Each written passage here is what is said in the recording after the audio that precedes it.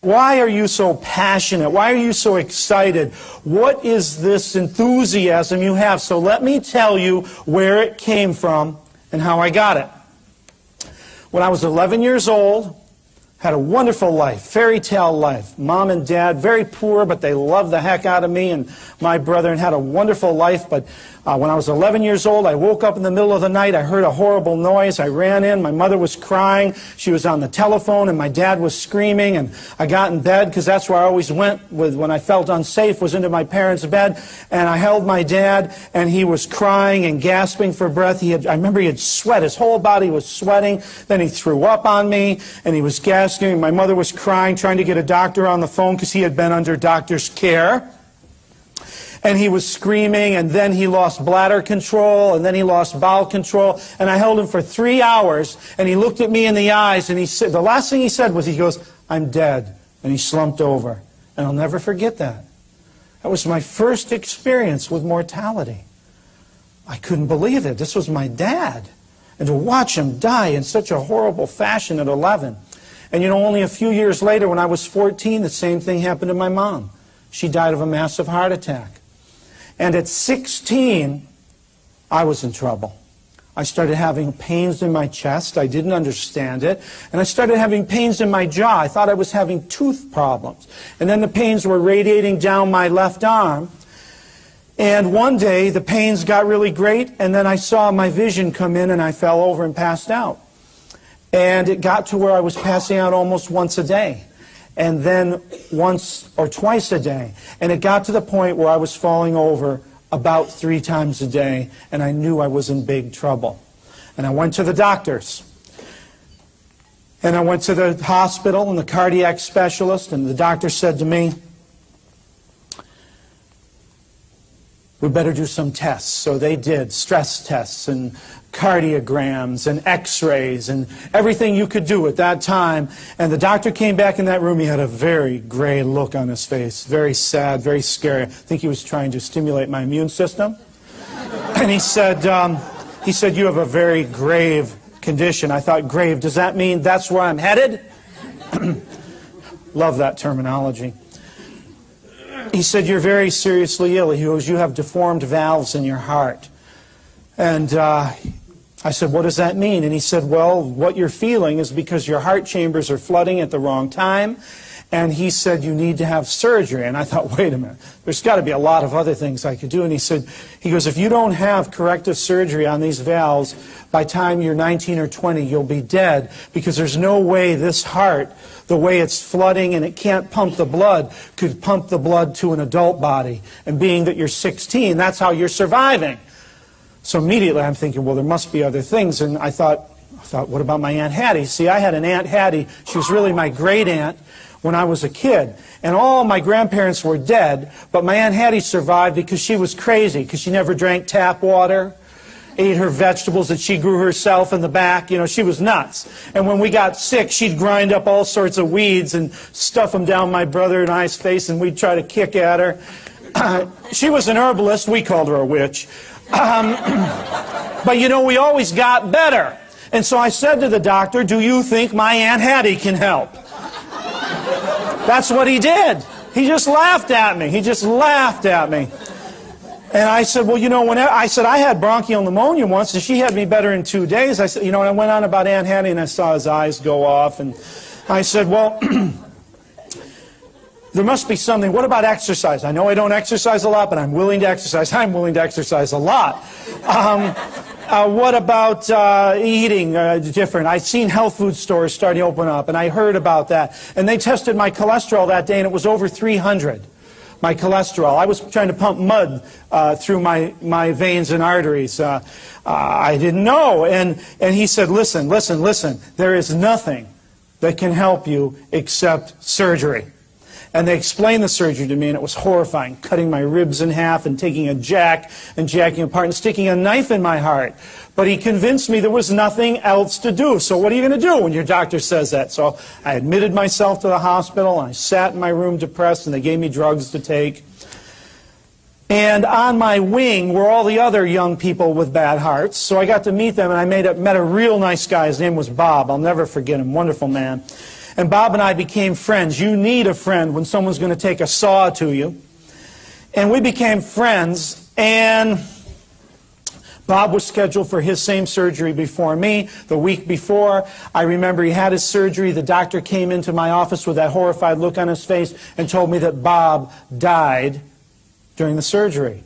And I don't know what this felt was. I thought I was having a heart attack, but it was fear. And it started in my toes and came all the way up to my head. I felt like I was going to lose bladder and bowel control. And I thought, now wait a minute. Dad died, Mom died, Bob died. Who's next? It doesn't take a genius to figure this out. So I said, okay, no problem. He shut the door, and I was like, I got my clothes on, and I was gone.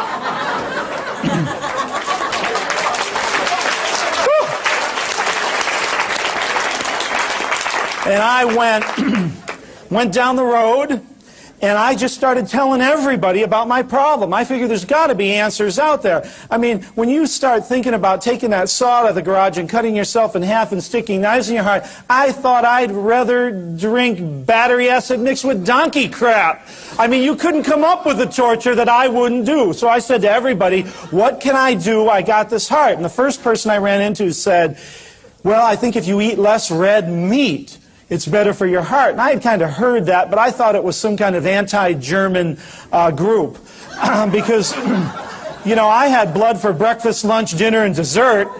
And, a little sugar thrown in. But we never ate any of that green stuff on the plate. We'd scrape that off and give it to the dog, and he wouldn't eat it either. There was always blood in my plate. And I thought, to stop that, I mean, that makes you strong. That makes you healthy. So I had to learn about my food program, and we're going to talk about food a lot later. And then I had to learn about cleansing and detoxification. And I already knew how to change the oil on a 1950 Ford, but I had no idea how to change the oil on this thing. And that was new. And I had to learn about moving my body. I had to move my body to be healthy. And I had to learn about expressing myself. You know, love. I learned that you cannot have healthy organs in your body if you have negative tapes running here. And if you want to have a healthy heart, you better learn how to give love and receive love, because until you do, that heart cannot be healed. There's negative and positive emotions that will kill or cure every organ in your body. And I had to learn that. And it took me about 3.5 years on this program that I put together in a hodgepodge way, just doing anything and everything. Walked in the health food store and I said, what do I do? And they said, sunflower seeds. Okay, give me 100 pounds. I mean, I did it all. 3.5 years later, I went back to the doctor and I said, I think I'm well. And he didn't even remember me. Then he got my file and he goes, oh yeah. He goes, you left the hospital. And I said, yeah. I said, check me out. And so they did electrocardiograms and x-rays and stress tests and all different cardiograms. And he came back in that room and he had that same horrified look on his face. And he goes, I just don't believe this. I don't believe this. He obviously was not a believer. I don't believe this. And he was shaking his head. He said, if I didn't have the test results, if I didn't have the pictures of this deformed heart, I would have never believed it. But he said, your heart's perfect. Your heart's fine. There's no deformity in those valves. It's like someone put new valves in your heart. And I said, wow. I said, I knew that. And he said, how did you know that? And I said, well, listen to what I did. And I started telling him about some of my Aunt Hattie's routine. And then I started telling him about the carrot juice and some of the things. And I could see him writing, obviously, delusional, mildly schizophrenic.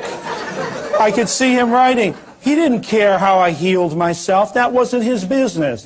That wasn't his job. His job was knives and baboon hearts and drugs and nitroglycerin. That was his job. This wasn't his job. He goes, you've had a miracle. And I said, yes, I know. But I said, I did a lot of work to make that miracle happen. God helps those who help themselves, right? I did a lot of work to make that miracle happen. He had a very, very shocked look on his face. So I left. Now I'm going to skip a little ahead in my timeline here so you understand about this passion and enthusiasm. Because a few years later in naturopathic school, I was making an ointment with a big 5-gallon pot of oil. And I walked out of the room and left it on high by accident. And when I came back, the oil was boiling and in flames. And I had taped all over the walls in this lab little herbal formulas that I was working on, about 1,000 of them, and they were all in flames too. And so it was like, emotionally, I just couldn't believe it. I thought, I got to get this pot out. And when I got close to it, it fell off and covered this hand. And my hand immediately burnt right up into a little ball. And it was on fire. I was watching it flame. And I quickly put it under water and wrapped a towel and doused it out and sat down. And I thought, uh-oh, I've done some pretty good damage here. And I opened it up and I couldn't get my hand open. And I looked and it was really badly burnt. And I was in shock. I could feel it. And I thought, natural healing, I'll be able to fix this. I was a believer, I thought. After a couple days, I realized I had done some tremendous damage. And then your friends come in, and they always help you by telling you that you could die of infection. You better go see a doctor now. See, we need the doctor now. And I thought, I better go see a doctor now. And I went to a friend of mine, a friend who was a medical doctor, and he said, this is a really bad burn. He said, you have to go to a burn specialist. I got a friend. You go see him right now. He deals mainly with hands and fingers. This is the top burn guy. Go see him. I knocked on his door, went in his office, and he said, this is pretty serious, did some tests. And he said, well, he goes, you're in for some work here. There's a lot of trouble. And I said, what's that? And he said, this is a 4th-degree burn. I had never heard of a 4th-degree burn. I said, what is that? And he said, you are burnt all the way to the bone. All levels of your skin are burnt and gone. And I said, well, it doesn't look that bad. And he said, look, took a tweezers, and right here where you see this pigmentation, he picked all the flesh off all the way down to the bone. All the little tendons and ligaments gone, little muscles, all flesh gone. I could see my bone. And I'll tell you, when you see your bone, it's a pretty lightning experience. I felt that fear come on. I felt like I was going to faint. My body started trembling. And he said, look here. And he put this clamp on my thumb, and he pulled it off like a cooked chicken. My whole casing, my nail, everything. Wow, this guy was trying to heal me? I said, my hand. And he said, that's 4th degree. And he said, you need massive skin grafts. And I said, well, can't. And I started telling the story about my heart and my Aunt Hattie and my natural healing experience. And he said, no, no, no, no. He goes, you have no skin. Not the 1st level, not the 2nd level, not the 3rd. You have no skin. It's gone. You have bone. He goes, you cannot grow skin cells from bone cells. It started making sense. He said, you can't grow skin from thin air. That started making sense. He scared me. He said, we're going to have to sew skin onto your hand. And after about a half hour, I thought, sew it on. Just give me a hand. I can't take this. Give me a hand. And he said, okay. He convinced me. And he said, will you take your pants off? I thought, well, that's kind of a weird request. I mean, I was in Hollywood, but I thought, take my pants off. So well, you do what your doctor says. I take my pants down, and he puts his hand on my butt, and he goes, well, this is where we're going to take the skin from. I thought they had like a sod farm out there or something where they grew this stuff. Or I thought when you died in an auto accident, they just kind of skinned you and then they put it on somebody else. It's bad enough to have a burn-off hand, and now he was going to carve this beautiful butt of mine? I don't think so. And that's again when that natural healing bell went off, and I thought, here's another doctor telling me that my body and God and nature won't fix this, right? So I left. And I went home, and I worked, and I worked, and in 30 days I had skin over this hand. They said it was impossible. And I went back to that doctor, and I said, look. And he was, you could see it was like he had a physical shock from a battery pack under his chair. He went, and I said, look, 30 days, I got skin on this hand. And he said, I have never, ever seen that in my 30 years of practicing medicine. And I said, you've never seen it because all you do is sew people's asses onto their hand, right? I mean, how can you see the power of nature and God and your own healing ability if you don't give it a chance. This is about trusting and believing again, right? And I started to tell him how I did that. And I could see him writing, insane, mildly schizophrenic, same thing. He didn't want to hear it. I had some good stories about this, about crying and pooping and all these things. He didn't want to hear it. About love, and when after a week I had to learn how to love this hand again, because I was holding it out there thinking, I'm fine, it's just this hand that's all messed up. And I had to learn how to love this hand again and give it some kisses to fix it. He didn't want to hear about the kisses either. Now let me skip a little bit further ahead in my timeline. Part of my exercise program, I thought, I want to ski. I saw a Warren Miller video. I wanted to hit the slopes. So I took lessons, and I love lessons because I want to learn.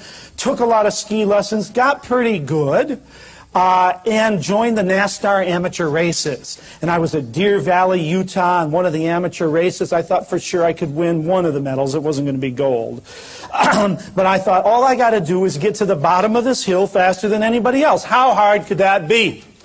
And I'm going down, and I'm doing the bamboos and hitting the bamboos, and then got one turn left, and I'm looking at the numbers. I shouldn't have been looking there. I am on my downhill ski. I got my full wave forward. I'm feeling great. That's what I heard. Just this big. Next thing I woke up, I was in the hospital. And there was a doctor holding my leg, and it was like this, dangling. And I thought, uh-oh, had a lot of snow around me. Turned into a human snowball. That's the story I heard. He said, you have really destroyed your knee. He was trying to build my immune system again, I think.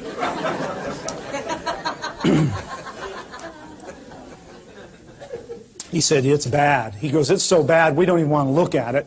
He goes, I'm going to splint you, and you get back to Los Angeles and go see the best orthopedic group in the world. They're right there in L.A. They work on a lot of athletes. Go see them. I thought, okay. Came back to L.A., went to see the guy. They took an x-ray, and he said, you've done it. He said, it doesn't get much worse. He said, you have torn out your medial collateral ligaments all on the inside of your knee. He goes, they're gone. He said, you've torn up all your interior cruciates right here in the middle of your knee. He goes, they're gone. It's spaghetti. He goes, you've torn your cartilage, you've torn your meniscus. He said, there's just a little skin and some outside ligaments that are just holding your leg on. He said, it's gone. He said, this is about as bad as it gets. He goes, you need to get surgery immediately. We're going to admit you right now. I thought, well, wait a minute. Isn't there something? Maybe my Aunt Hattie's got something for here. I don't know. I started telling him about my hand and my heart, and he said, I understand that, but this is different. He said, this is a physical damage to your knee. You need to have it surgically repaired. And I thought, well, wait a minute. What about all the love? I'm going to love this knee and herbs and juices and all the things I'm going to do. He goes, look, he goes, I'm not going to kid around with you. He goes, I deal with injuries like this all the time. He goes, it's bad. It's real bad. He goes, you know, if you don't get it fixed immediately, there won't be nothing left to fix. He said, in fact, these ligaments are so broken and so far apart and so destroyed, we're going to have to take the ligaments out of a dead body and sew them in your leg. And now I was in the room with Dr. Frankenstein.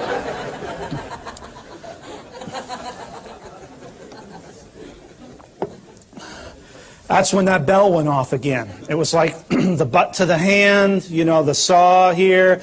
Now they're going to take cadaver ligaments and sew them in me. And I thought, whoa, if I can build a heart, I can build a hand. I said in 30 days, I'm going to have a new knee. I was pretty cocky.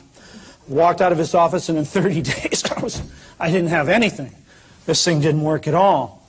But in 60 days, I was limping. And in 90 days, I was walking without a limp. And here I am today. I never could tap dance. But here I am today with a new knee. I went back to his office to show him my new knee. And he said, this is a miracle. And I said, yes, it is. I said, but I did a lot of work to make this happen. And he said, well, I have never ever seen anything like this happen before. Sounded just like his brother in crime. The guy wanted to sew my hand together. I hope he was going to separate them afterwards. Would have looked a little weird walking around like this. And the first doctor that said I'd be dead by 20. If I listened to the doctors, I'd be dead. That would look pretty bad. I wouldn't have any skin on this hand, and I couldn't walk if I listened to the doctors. Thank God I had a natural healing filter in here, because I listened to my inner voice that said, don't do this. Ukoliko želite da studirate prirodnu medicinu iz svog stana putem interneta, posetite sajt institutpm.com ili zakonizdravlja.com. Upis je otvoren tokom cele godine.